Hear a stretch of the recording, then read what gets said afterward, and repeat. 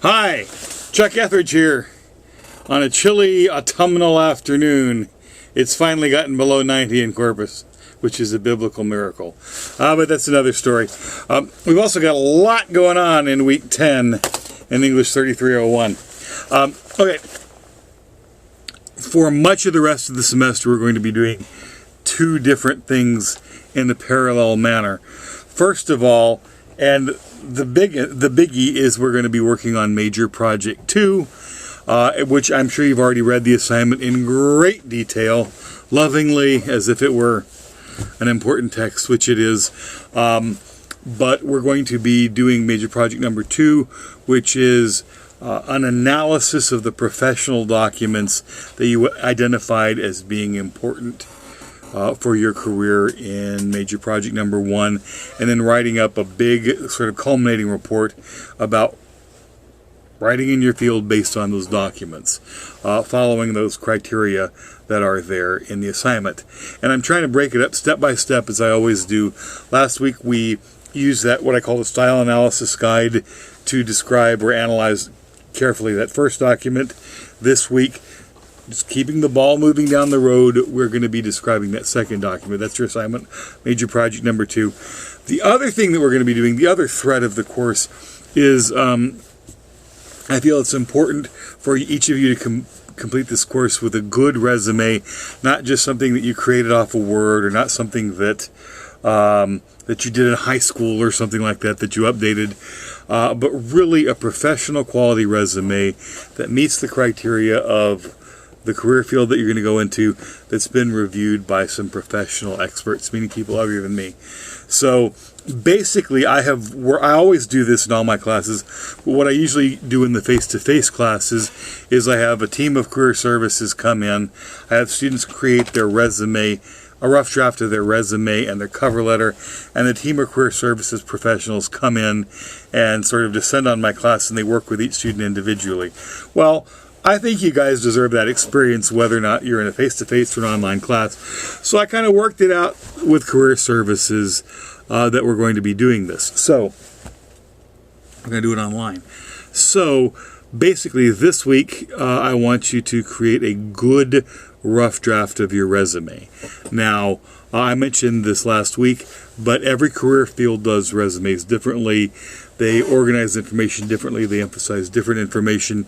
And the thing that you needed to find out last week from examples was to identify what kind of resume would be best for your career. Many resumes are chronological. These are my education dates. These are the jobs I've always had.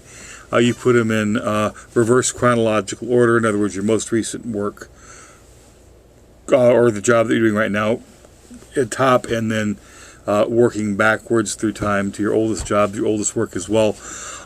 Others want functional resumes, emphasizing skills or abilities that you have, and putting that other information in different places as well. So your job was to create a good resume based on what you've done, and it's also to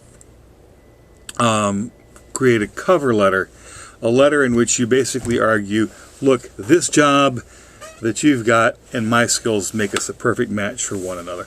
And that's very important. You need to be truthful, you need to be honest, but you need to be persuasive.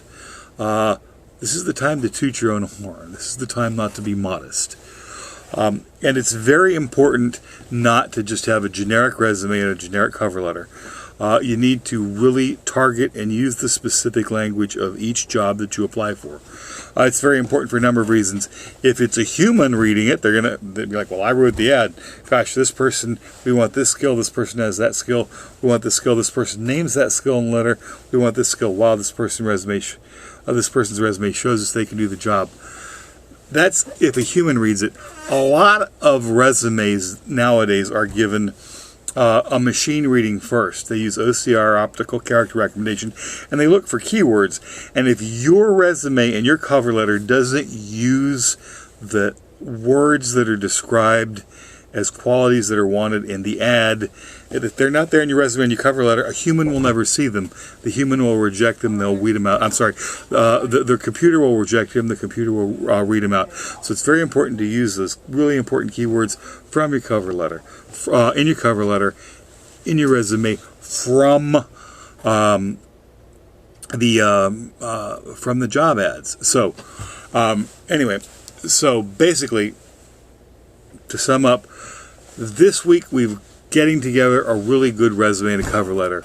During the next 2 weeks, the first 2 weeks in November, you need to make an appointment with Career Services.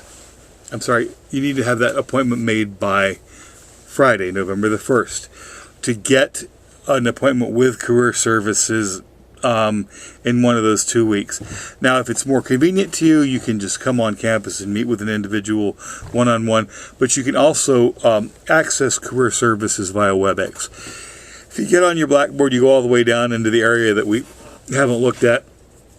There is a function called WebEx, which is basically a computer conferencing thing. If you have a computer with a webcam, you'll be able to just have a meeting one-on-one. You talk to the Career Services person, and they're there on your screen, and you're just having a meeting. It's just you're there at home. So either you need to schedule a virtual appointment or electronic appointment or a face-to-face appointment by November the 1st, sometime during the next 2 weeks. So basically this week, we're going to be getting our resume together. In the next 2 weeks, you're going to be meeting with the Career Services professional. They're going to critique your resume. They're going to send me confirmation whether or not you've actually met with them. So I need proof that you've met with Career Services. And then before Thanksgiving, we're going to turn in our final resume based on the critiques you've gotten for Career Services.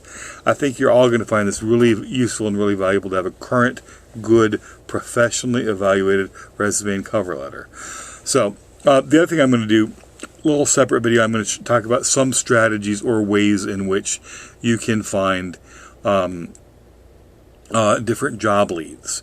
So that's going to be a separate video as well. But this week, again, Major Strands, continue work on major project number 2 and get a draft of your resume and your cover letter together. Great. And try and stay warm. I'm going to be camping on the coast tonight, literally. So I'll try and stay warm too. You have a nice week. Thanks. Bye-bye.